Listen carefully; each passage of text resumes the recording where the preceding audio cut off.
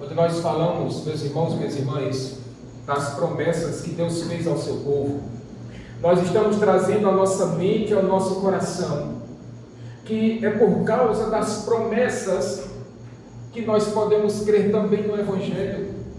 Existe um fio condutor, meus irmãos e minhas irmãs, que une o Antigo ao Novo Testamento. E nós podemos dizer tranquilamente, Jair e Luana, que esse fio condutor são as promessas que Deus fez ao seu povo acerca da vinda do Messias, do Salvador do mundo, aquele que haveria de, através do seu sacrifício, perdoar o meu e o seu pecado. Mas me diga, meus irmãos, o que seria das nossas vidas se não fossem as promessas? Como nós viveríamos então sem promessas? Qual seria o objetivo da nossa vida então?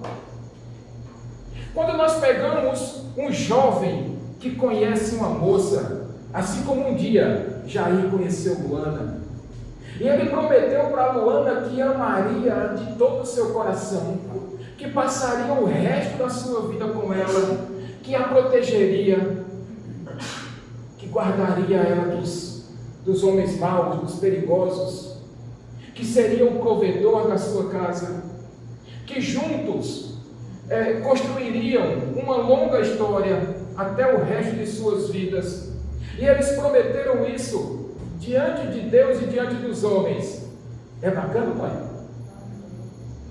Do mesmo jeito, meus irmãos e minhas irmãs, quando esse homem promete para sua esposa que vai ser o melhor pai do mundo, quando esse homem promete à sua esposa que vai ser coluna da sua casa, que vai ser o sacerdote do seu lar, quando ele promete para sua esposa que vai ser exemplo para os seus filhos, quando Deus mandar. Agora olhe pelo lado da esposa. Ela olha para o seu esposo e promete para ele que vai ser uma auxiliar, vai ser uma ajudadora idônea, que vai caminhar junto com seu esposo, que na hora que ele precisar, ela vai estar sempre com um bom conselho para dar para ele, que ela vai ser uma esposa amorosa, que ela vai ser uma esposa dedicada, que ela vai ser uma esposa paciente e compreensiva. E os filhos que prometem aos seus pais que darão orgulho para eles, que promete para os seus pais que não serão motivo de escândalo, que nunca fará com que os seus pais vão buscá-los em uma delegacia, que não vão dirigir um carro ou pilotar uma moto de forma irresponsável, mas que vão procurar, se for um rapaz, vai procurar uma moça que seja de Deus, para se casar com ela, para constituir a sua própria família e seguir o exemplo e os passos do seu pai e da sua mãe. Isso tudo é muito bonito, gente.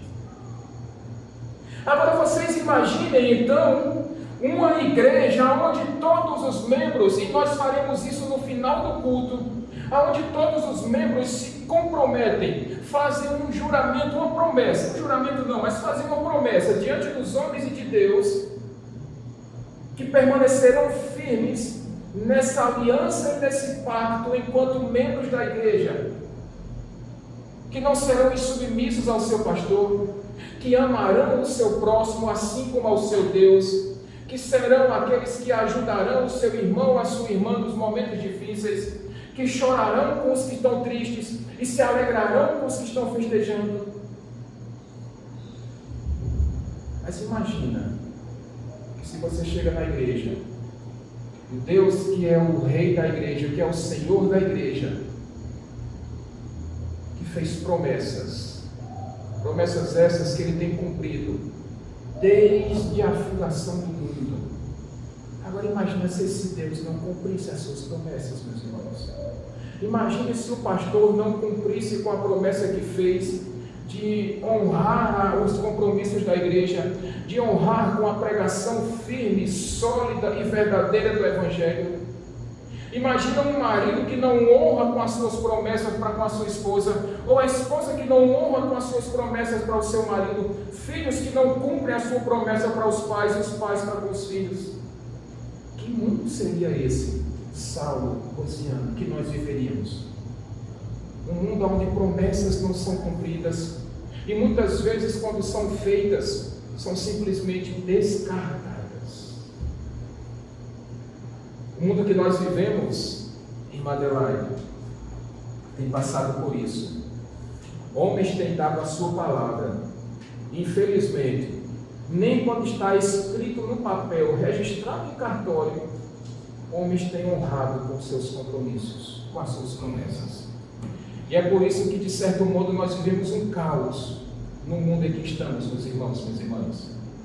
Por falta da firmeza da palavra de homens, por falta de honrar os compromissos e as promessas que foram feitas ao seu próximo e ao seu Deus. Em certa parte, esse é um dos motivos do caos que nós nos encontramos, por falta de cumprimento das nossas promessas. Mas pastor, por que você está falando tanto de promessas? Porque esse texto do profeta Isaías fala sobre uma promessa que Deus fez para você e para mim. E sabe que promessa é essa? Está no versículo 14 da sua Bíblia. Que da virgem nasceria uma criança e ele se chamaria Emanuel. E Emanuel significa Deus conosco. Essa foi a promessa que Deus fez através do profeta Isaías. Mas para que a gente não caia de paraquedas aqui, Rosiane e Saulo, para que a gente entenda o porquê Deus fez essa promessa ao seu povo, é necessário que nós entendamos aqui, Cícera, Thomas, o contexto dessa promessa. Imagine-se agora, Diego, Vitor, no ano 735 antes de Cristo. Tem uns dias, viu? Tem uns dias, Daniel. Deus fez essa promessa ao seu povo, que nasceria uma criança e se chamaria Emanuel. Mas por que, meus irmãos, Deus fez essa promessa? Aí vem o contexto histórico em que nós vamos nos encontrar por enquanto. Imagine-se agora, 735 a.C., um certo rei de Judá chamado Acais se viu oprimido, se viu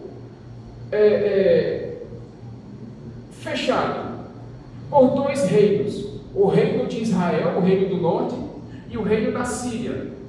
O reino de Israel o rei se chamava Remalias, e o seu filho Peca. E o rei da Síria se chamava Rezim. E esses dois reis queriam invadir Judá, porque um certo reino da Assíria, que naquele momento era o reino mais poderoso, era o estado mais forte militarmente falando, mais forte inclusive do que o próprio reino do Egito. Esse reino da Assíria se levantou e agora estava tomando conta de tudo e de todos, estava destruindo tudo, tomando conta de todas as nações. E esse reino da Assíria disse que ia invadir Israel e Síria. Então o que acontece? Esses dois reis, tanto da Síria quanto do reino de Israel, disseram: vamos invadir Judá, porque o objetivo era que juntasse ali aqueles três países, aquelas três nações, para juntar forças para combater aquele estado mais forte. E foi isso que eles tentaram fazer, meus irmãos. Agora pense, Diácono Marinho, imagine você sendo o rei Acais, de um lado ameaçado por dois reis, do outro lado o rei da Assíria, que certamente ia chegar nele também, e o camarada se viu encurralado. Lusa, é mais ou menos aquela história: se correr o bicho pega, e se ficar o bicho come, sem saídas. Acais poderia naquele momento se juntar àqueles dois reis do norte, que estavam mais próximos dele, ou se juntar com aquele rei da Assíria, o rei mais distante. E, infelizmente, no final da história nós vamos descobrir, Yennefer, foi isso que o rei Acais fez. Péssima decisão. É como, meus irmãos, minhas irmãs, se um beija-flor fosse pedir ajuda a um pardal para combater um gavião? Tem jeito? É luta perdida, meus irmãos. O gavião certamente ganharia e devoraria tanto o pardal quanto o beija-flor. Não tinha o que fazer, não. E tinha. O rei Acais poderia e deveria ter confiado em quem? Em Deus. Portanto, vamos ver como é que vai se desenrolar então toda essa situação. O versículo 1 vai dizer para você e para mim que o rei Acais, filho de Jotão, neto de Uzias, rei de Judá, se viu ameaçado pelos reis do reino de Israel e da Síria. Só que eles tentaram invadir Judá e não conseguiram. Primeiro versículo, eles tentaram esse ataque, tentaram tomar posse de Judá, mas não conseguiram. Ataque frustrado. Perderam a primeira batalha. Mas vocês acham que eles desistiriam? Absolutamente. Porque no versículo 2, meus irmãos, minhas irmãs, nós encontramos aqui o rei da Síria dizendo: vou fazer acampamento em Efraim, no reino do norte, e nós vamos juntar forças, e nós vamos invadir Judá de todo jeito. Agora você pensa, como é que ficou o rei de Judá agora, Acais? O texto disse, minhas irmãs e meus irmãos, que o rei Acais ficou como aquelas árvores grandes, com as suas copas bonitas, balançando e sendo balançadas pelo vento. Vocês já viram aqui em João Pessoa, no dia de muito vento ali na praia, como é que ficam ali as palhas dos coqueiros, gente? Vocês já viram isso? Quando você vai à praia, que dá aquele vento muito forte, como é que ficam os coqueiros? Balançando de um lado para o outro. E era exatamente desse jeito que o rei de Judá, o rei Acais, estava se sentindo. Eu garanto a vocês que a decisão que Acais deveria ter tomado, minhas irmãs e meus irmãos, era ter procurado Deus. Mas foi isso que ele fez. Olhe na sua Bíblia, por favor, versículo 3. Acais deveria pelo menos, meus irmãos, minhas irmãs, imagina, Laurinha, Duda, Acais naquele momento ele poderia ter ido à casa de Deus, ele poderia ter ido ali ao tabernáculo para orar, ou melhor, ele poderia ter ido ao templo para buscar a presença de Deus, o poder de Deus, o livramento de Deus. Ele poderia ter se prostrado e dobrado os seus joelhos, mesmo no seu palácio, para buscar a Deus em oração, para buscar o socorro em Deus. Mas quando nós olhamos aí para o versículo 3, o texto vai dizer que Acais estava, sabe aonde? No açude, olhando como é que estava ali aquelas passagens de água, e na cabeça de Acais, ele não estava procurando a ajuda de Deus, ele estava confiando, sabe em quê? Na força do braço. Ele estava procurando motivos, recursos, para tentar continuar resistindo aos ataques, tanto da Síria, quanto do reino do norte, o reino de Israel. Ele deveria ter buscado a presença de Deus, meus irmãos e meus irmãos. E deixa eu trazer Jeane, Mary, deixa eu trazer Rosiane, deixa eu trazer aqui um ensinamento, o primeiro ensinamento dessa noite para você e para mim. Quando Deus manda crises na sua vida, não é para acabar com você, não. Imagina, Luana, que Deus manda uma crise muito grande dentro da sua casa, da sua família, do seu casamento. Deus não está querendo destruir você, não. Deus está querendo te ensinar a confiar nele e nele somente. O que Deus está fazendo com você e comigo quando Ele manda crises para nossas vidas é que nós aprendamos a buscar a Ele de todo o nosso coração e com todas as nossas forças. Nunca vai ser pela força do nosso braço, meus irmãos. Nunca vai ser por força ou por violência, mas sempre no poder do Espírito Santo. Então, aprenda a usufruir das oportunidades que Deus está te dando quando Ele manda crises para a sua vida. São nesses momentos que nós mais crescemos espiritualmente falando, meus irmãos. Que nós mais crescemos, que nós mais amadurecemos. É quando Deus nos coloca no caminho do deserto. Porque dizem por aí que o deserto é a melhor escola de Deus. E são nesses momentos, Carol, Davidson, que nós mais crescemos em maturidade e em espiritualidade. É nesses momentos que nós entendemos que não adianta todos os nossos recursos, não adianta ter muito dinheiro. Quando a doença chega, por exemplo, você pode ter todo o dinheiro, você pode ter toda a inteligência, você pode ter todo o poder do mundo, mas se Deus não quiser curar, não há médico que resolva. Mas o contrário também é verdade. Ainda que médicos digam que não, a última palavra sempre vai ser de Deus, meus irmãos. Sempre vai ser de Deus. Então, aprenda a depositar toda a sua esperança em Deus e em Deus somente. Versículo 3 diz ainda que o profeta Isaías chega lá e vê Acais olhando lá os recursos aquáticos que ele tinha. E aí, através do seu profeta, do seu enviado, Deus vai dizer ali a Acais, versículo 4, Acais, preste atenção, fique calmo, não tenha medo, porque esses homens que você está se tremendo todinho, para mim eles não passam de resto de lenha fumegante. Eita Jesus! Porque para Acais, minhas irmãs e meus irmãos, eram dois reis perigosos, eram dois reis poderosos, eram dois reis violentos que queriam destruí-lo, que queriam dominá-lo. Sabe o que é que Deus vai dizer no versículo 4? Para mim, eles não passam de resto de lenha queimada.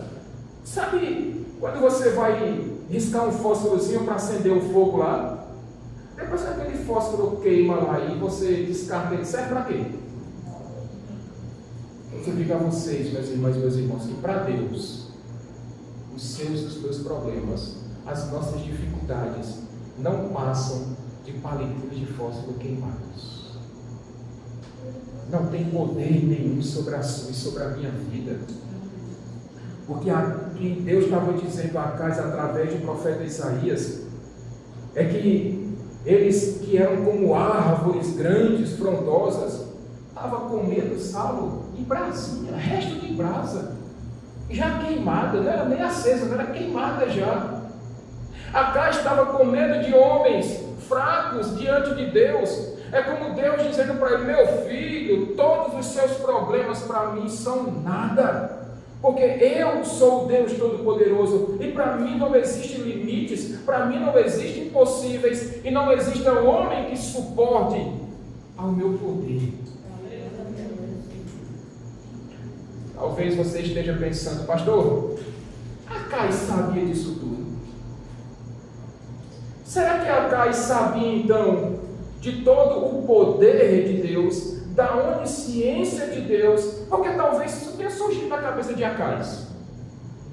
O profeta Isaías pode não ter dito para ele, mas antes mesmo que Acais respondesse, oh, minhas irmãs, meus irmãos, antes mesmo que Acais perguntasse e Isaías respondesse, o próprio Deus se revelou a Acais através dos versículos 5 e 6. Deus disse através de Isaías todos os planos que aqueles reis estavam tramando contra eles. Olha na sua Bíblia, versículos 5 e 6, Isaías vai dizer por palavra de Deus: olha, Acais, esses reis vão tentar dominar você, eles vão tentar invadir você, e se você se recusar a sair, eles vão tirar você do poder e vão colocar um outro homem que vai servir de um mamulengo no seu lugar, a serviço deles. Deus sabia de todos os planos dos inimigos de Judá, de todos os planos dos inimigos de Acais, meus irmãos e meus irmãos. Sabe por quê? Porque o nosso Deus, Ele é onisciente. Ele sabe de todas as coisas antes mesmo que elas aconteçam. Ele sabe o que é que tem se passado dentro do seu e do meu coração. Antes mesmo que a palavra ele venha à boca, Deus já sabe o que você vai dizer. E Deus está dizendo isso para cá: meu filho, eu sei todos os planos deles contra você. E quer saber do que mais? Olha o que diz aí, Diego, por favor. Versículos 7, 8 e 9. Assim diz o soberano Senhor: não será assim, isso não acontecerá. Pois a cabeça da Síria é Damasco, e a cabeça de Damasco é Rezim. Em 65 anos Efraim estará destruído, demais para ser um povo. A cabeça de Efraim é Samaria, e a cabeça de Samaria é o filho de Remalias. Se vocês não ficarem firmes na fé, com certeza não resistirão. Sabe o que Deus está dizendo? Olha, Acais, o rei da Síria, o rei Rezim, o rei de Israel, o filho de Remalias, peca. Eles não passam de homens. E quem são os homens para tentar afrontar o Deus Altíssimo? Quem são os homens para tentar medir forças com Deus, o Deus Todo-Poderoso? Deus está dizendo para eles: eu não vou permitir que isso aconteça, porque Judá é o meu povo escolhido, e se eu escolhi, eu vou cuidar deles, eu irei protegê-los, nenhum mal sucederá a vocês. Porém, versículo 9, permaneçam firmes na sua fé, senão vocês não resistirão. Permanecer firme na fé, minhas irmãs e meus irmãos, é muito mais do que ter um pensamento positivo, é muito mais do que colocar um trevo de 4 folhas dentro da sua carteira, de colocar sementes de romã dentro do seu bolso para chamar dinheiro. Isso aí, minhas irmãs, é mandinga. Isso não é confiança em Deus, isso é tentar depositar a sua confiança em objetos. E Deus está dizendo nessa noite, Ele disse ali para Acais, e Deus está dizendo para você e para mim nessa noite: eu quero que você confie em mim e em mim somente. Se você não permanecer firme na sua fé, você não vai resistir, minha irmã, meu irmão, nessa noite. Se você não permanecer firme no dia difícil, se você não reforçar a sua fé em Deus, no momento em que o caos se instalar na sua vida, você não vai resistir. Sabe aqueles momentos em que o casamento parece que vai descer pelo ralo? Ou naqueles momentos em que seu filho ou sua filha adoece e você acha que ali vai chegar a morte dele ou a morte dela? Quando você vê a sua família brigando por tudo e você acha que acabou a esperança para todas as coisas, é nesse momento em que Deus chega com a palavra poderosa dele e diz: olha, permaneça firme na sua fé e resista, porque se você esmorecer, aí você vai cair. Quantos de nós, meus irmãos e meus irmãos, não temos falhado em nossa fé? Quantos de nós não temos esmorecido diante das dificuldades, dizendo: eu não suporto, eu não tenho forças, eu não consigo? E tem uma frase tirada de contexto: pastor, é porque o senhor sabe, a carne é fraca, mas o espírito é forte, viu? Se a carne fraqueja, o espírito é forte, gente. Para de arrumar desculpas para querer jogar tudo para cima. Para de querer arrumar desculpas para desistir de todas as coisas, para abandonar os seus projetos, para quebrar as suas promessas, para jogar na lata do lixo a sua palavra. E confia mais em Deus. Confia mais em Deus.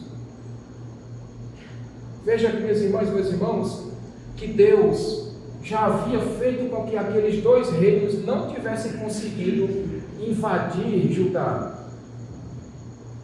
Agora Deus está dizendo para Acais e para todo o povo: ei, sou eu que estou dizendo a vocês, não tenham medo, porque eu estarei com vocês. Então somente confiem em mim, permaneçam firmes em sua fé e não esmoreçam, senão vocês vão cair. Esse é o nosso Deus, meus irmãos e meus irmãos. Esse é o nosso Deus, Deus de promessas, que cumpre a sua palavra. Mas aí veja, diante de uma situação como essas, você acha, não, o negócio agora não vai. Mas vai. Deus disse: olha, não tenha medo não, meu filho, permaneça firme. E se isso ainda não fosse o suficiente, olhe para a sua Bíblia, versículos 10 e 11, e veja o que Deus vai fazer com Acais. Acais, tem mais outra.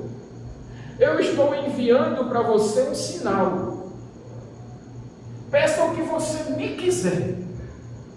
Peça o que você quiser.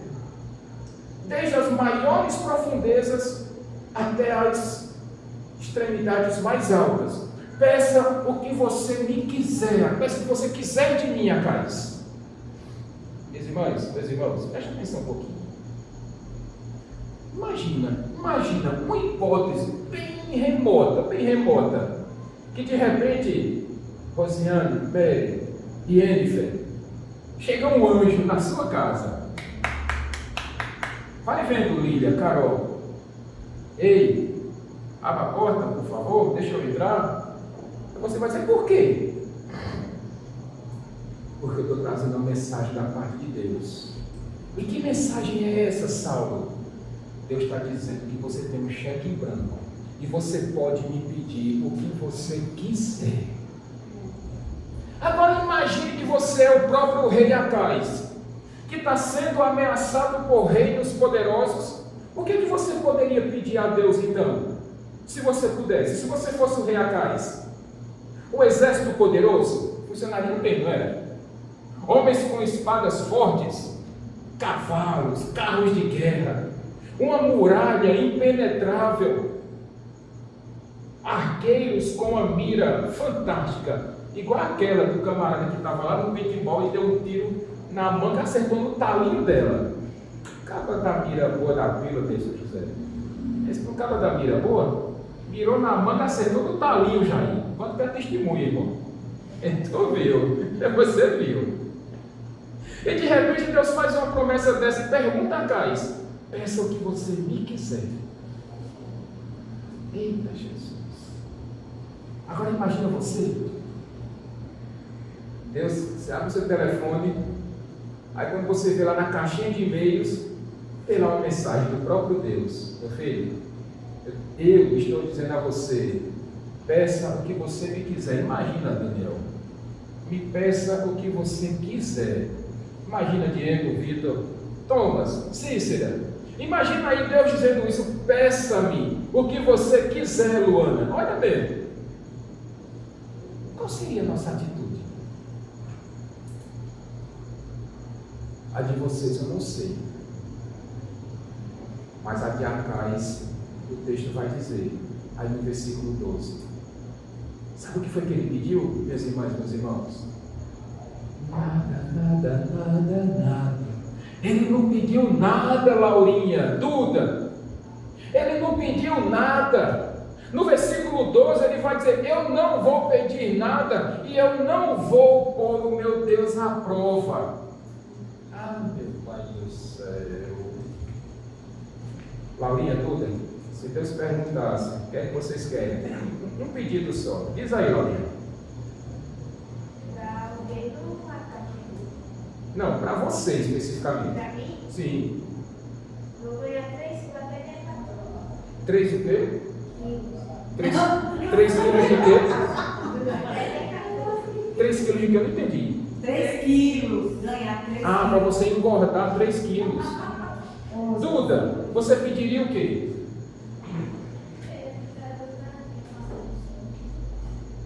Eu não entendi. Amplifica aí, Duda.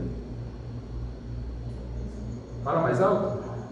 Eu pedi para Deus dar a minha passagem para o céu. Dá a tua passagem para o céu. Poxa, a gente providencia isso no fim do culto. A gente faz uma oração forte aqui, antes do fim do culto, ele está nos braços de Jesus. Não é não? Pode ser, mãe de Duda? Não sei. Porque esse pedido é fácil da gente fazer. Não, o pedido dela foi para quando ela. Não inventa a palavra dela, não. Eu entendi o que ela disse. Ela quer a passagem dela imediata. A gente vai resolver isso aqui por fim do culto, em nome de Jesus. Ela disse imediato. Não é de imediato, não, é, Duda? Ou é? Se for, é providencia, viu? Já perrei, não. Meus irmãos, a gente tem que brincar um pouquinho. Acais não pediu nada. E essa negativa de Acais, meus irmãos, traz por trás disso, traz um problema gigante de Acais e do povo de Deus.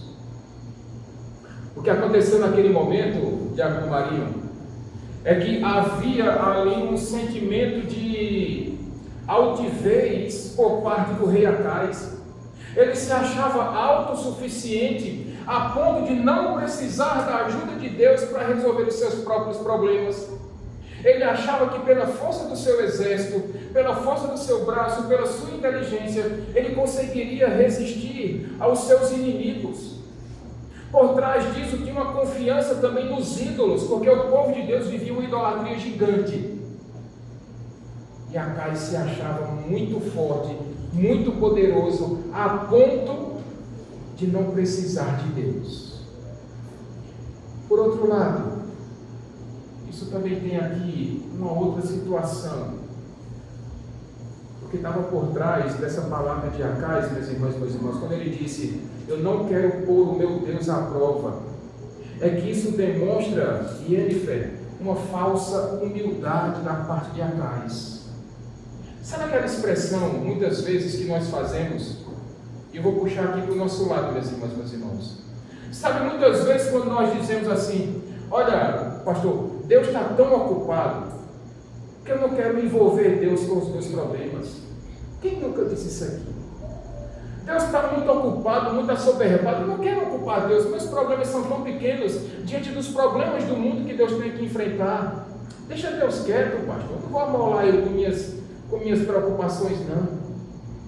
Aparentemente, isso parece uma humildade. Mas sabe o que é que traz? Sabe o que está por trás disso, meus irmãos? Orgulho, se achando tão empoderado ou tão empoderada, a ponto de dizer a Deus: eu não preciso da ajuda do Senhor, pode deixar, Deus, eu dou conta de tudo. Ou melhor, se o Senhor quiser dar só uma mãozinha de nada, eu deixo, mas eu quero que o Senhor saiba que quem vai levar os méritos, sou eu.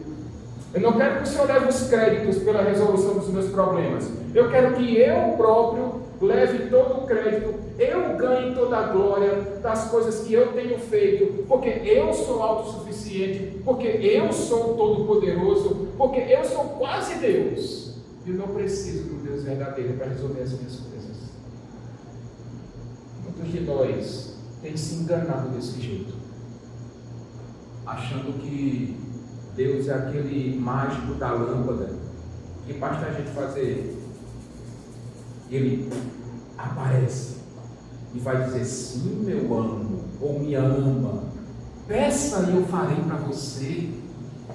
Às vezes nós tratamos Deus como se fosse o nosso mordomo, como se fosse um garçom ou um prestador de serviços que está à nossa total e inteira disposição, meus irmãos e minhas irmãs. Ele é somente um rapazinho de recados que está pronto para nos obedecer na hora que nós queremos. Quando de verdade nós estamos diante do Rei da Glória, do Senhor dos Senhores, do Todo-Poderoso Deus. E quando nós consideramos em nossas vidas tentar resolver os nossos problemas por nós mesmos e deixarmos Deus de lado, duas situações podem estar acontecendo. Uma, nós achamos que os nossos recursos são melhores do que o poder de Deus. Ou 2, que nós não precisamos que Deus se interfira em nossas vidas, porque nós podemos fazer tudo sozinhos, porque nós somos os tais, nós somos os caras, nós somos as mulheres superpoderosas. Quanta bobagem, meus irmãos, quanta bobagem. E nós estamos nos enganando com isso. Aí o que acontece? Vocês acham agora acabou tudo, né, pastor? Deus agora ele vai se revoltar de tal jeito com a incredulidade, com o orgulho de Acais e do seu povo, que não vai ter mais o que fazer. Agora, fosse você, Deus, fazia o quê? Se fosse eu, por ali mesmo, Daniel, o negócio ó, acabava. Mas graças a Deus eu não sou Deus. Veja o que diz aí, Diego, por favor. O que Deus vai dizer através do profeta Isaías, no versículo 13? Disse então Isaías: ouçam agora, descendentes de Davi, não basta abusarem da paciência dos homens, também vão abusar da paciência de Deus? Escutando uma frase como essas, o que vem na cabeça, Cícera? Pronto, acabou com tudo agora. Agora Deus manda raio, manda fogo e devora tudo e lambe tudo ali, acaba com tudo. O que ele fez com outros povos?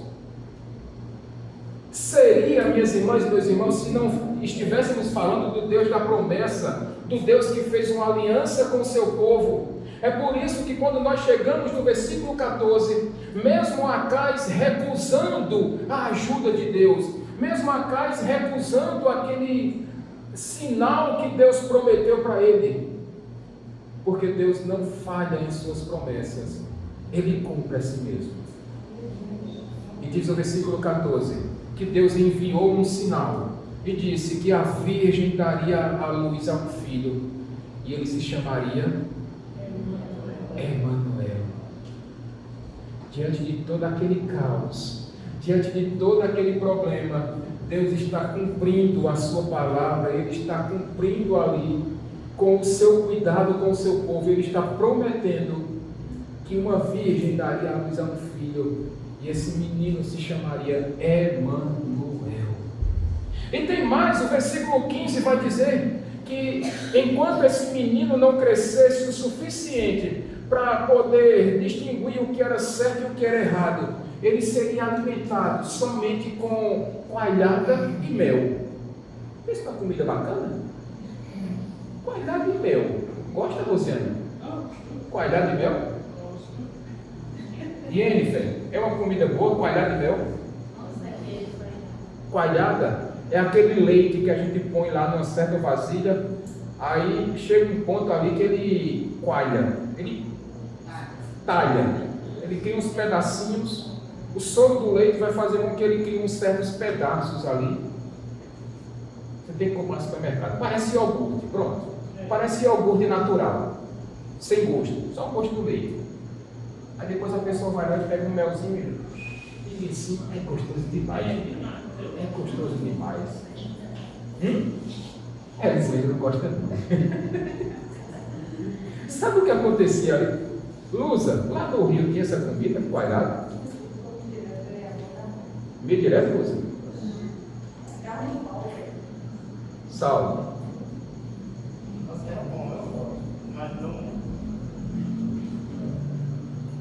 Seu José, gosta? Não. Nem coalhada, nem mel? Ah, tá.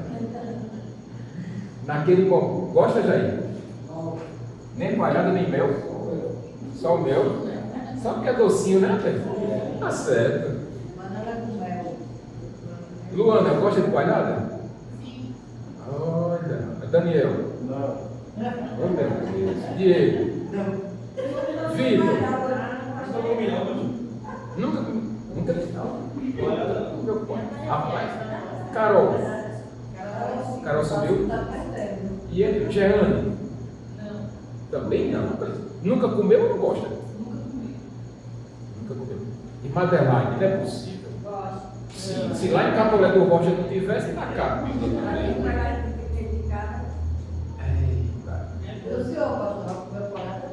É bom demais, menino. É gostoso demais.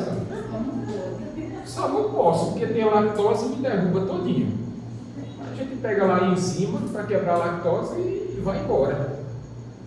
Naquele momento, Jair, coalhada e mel era o alimento mais simples, Davidson, que uma pessoa poderia ter. Se as colheitas, se faltasse o trigo, se faltasse a cevada para fazer o pão, se não tivesse mais nada, as crianças ali, os adultos comeriam coalhada e mel. Se fosse nos nossos dias, Jennifer, Jeane, seria bolacha creme cracker com margarina. Aí eu acho que todo mundo gosta, né? Não é possível. E tem um detalhe. O texto vai dizer que aquela criança se alimentaria de coalhada e mel até que ele pudesse escolher entre o certo e o errado. E naquele momento da história, meus irmãos, isso seria por volta dos 13 anos de uma criança, de um menino. Seria a idade da razão, Jeane. Olha só, 13 anos. Daqui a pouco, Duda, Laurinha, completa 13 anos, a idade da razão. Já pode fazer o que quiser, certo? Só que não. Só que não. Essa promessa, minhas irmãs e meus irmãos, ela se cumpre em duas etapas.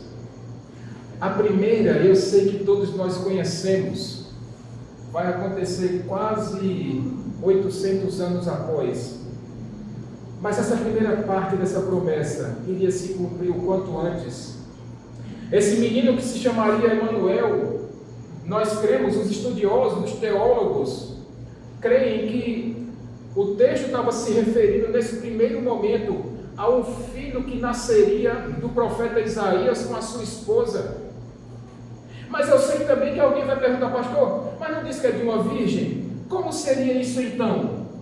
É porque a palavra utilizada aqui para virgem no hebraico, e os irmãos não têm a obrigação de conhecer essa palavra, eu preciso porque eu sou o pastor de vocês, mas vocês não têm a obrigação de conhecer.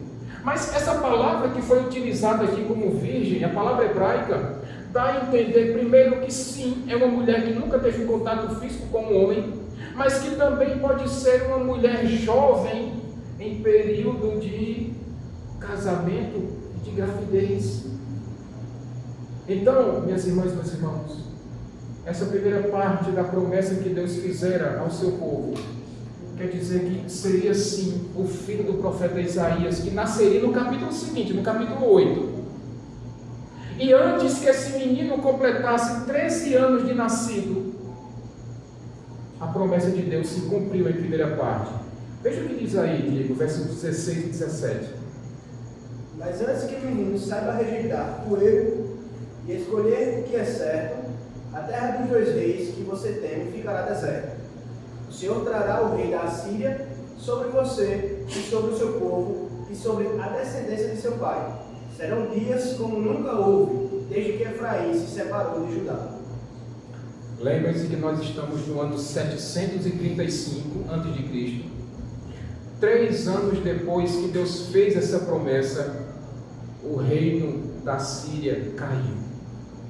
E 10 anos depois, o reino de Israel, o reino do norte, em 722, também foi conquistado e foi arrasado. Antes que o filho de Isaías completasse 13 anos, esses dois reinos que estavam lá tentando invadir Judá, tão somente foram derrotados, Daniel. E Deus cumpriu a sua promessa. Aquela terra ficou totalmente devastada, o reino do norte simplesmente acabou. Foi devastada, foi destruída. O reino da Síria também foi destruído. E essa foi a primeira parte do cumprimento da promessa de Deus. Mas a segunda parte, e essa nós conhecemos muito bem, e essa promessa disse que da virgem nasceria um menino, que ele se chamaria Emanuel. Daniel, abra sua Bíblia, por favor, Mateus capítulo 1, versos 21 a 23. E vamos ver se de verdade essa promessa de Deus se cumpriu. Ela dará à luz um filho, e você deverá dar-lhe o nome de Jesus, porque ele salvará o seu povo dos seus pecados. Tudo isso aconteceu para que se cumprisse o que o Senhor dissera pelo profeta.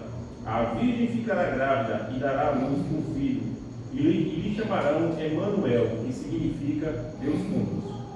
Aleluia, a promessa foi cumprida novamente, meus irmãos e minhas irmãs. Deus honrou a sua palavra, Ele cumpriu com a sua promessa, e quase 800 anos após essa promessa, se cumpriu. Uma certa virgem chamada Maria, uma moça muito jovem mesmo, que antes de ter contato com seu noivo prometido, simplesmente foi coberta pelo Espírito Santo, engravidou de forma sobrenatural, de forma miraculosa, e num determinado lugar, em Belém da Judeia, dentro de uma manjedoura, Thomas, nasceu um certo menininho, que foi chamado Jesus. E para que se cumprisse a promessa de Deus, que ele seria chamado Emanuel, que significa Deus conosco. Aquele menino, minhas irmãs e meus irmãos, chamado Jesus, o Cristo de Deus, o Deus que se fez carne, que habitou entre nós, cheio de graça e de verdade, e diz as Escrituras Sagradas que nós vimos a glória de Deus, a glória do unigênito do Pai, Deus de Deus. Ele andou no meio do seu povo. Oh, meus irmãos, minhas irmãs, essa promessa é tão gloriosa para mim e para a sua vida, que aqueles que confiam que de fato Jesus Cristo é o nosso Salvador e o nosso Redentor, podem ter os seus pecados perdoados, porque naquela cruz do Calvário, naquele madeiro, esse mesmo Jesus que nasceu numa manjedoura, num lugar pobre, filho de uma virgem, de um pai carpinteiro, que foi perseguido também, que teve na sua infância todos os problemas que todos nós como crianças tivemos, ele cresceu, ele começou o seu ministério, ele começou a fazer milagres, ele deu vista a cegos, ele fez surdos ouvirem, ele fez paralíticos andarem, ele fez leprosos serem curados, ele ressuscitou mortos. Inclusive, ele pregou para aqueles que tinham olhos e não enxergavam, que tinham ouvidos, mas não ouviam, e eles rejeitaram Jesus. Mas nós que confiamos nele, podemos ter os nossos pecados perdoados. Sabe por quê? Porque ele é a luz do mundo, ele é o Deus encarnado, ele é a segunda pessoa da Trindade, ele é a mesma essência do Pai, e tudo aquilo que o Pai faz, o Filho também faz. E se você e eu confiarmos nele, nós podemos ter os nossos pecados absolvidos, nós podemos ter perdão pelos nossos erros, nós poderemos, meus irmãos e meus irmãos, ter um consolo no dia triste, nós poderemos ter um braço forte nos nossos momentos de fraqueza, porque aquele que nos prometeu é fiel para cumprir.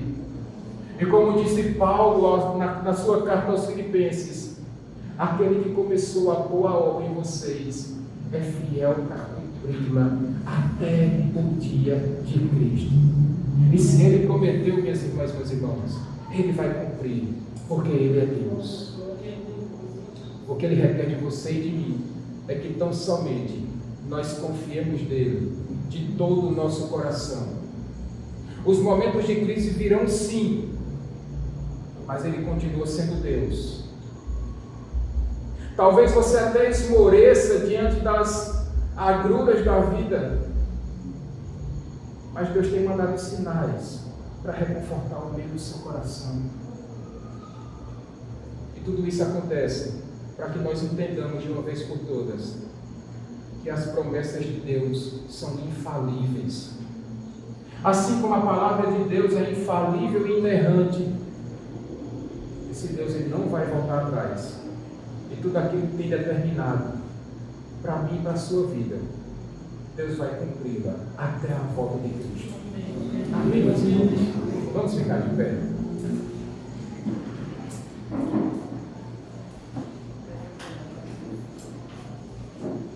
Está pronto aí, Alessandra? Tá. Antes que nós passemos para a equipe de louvor finalizando o culto, eu queria fazer nesse momento a nossa confissão de membresia. Porque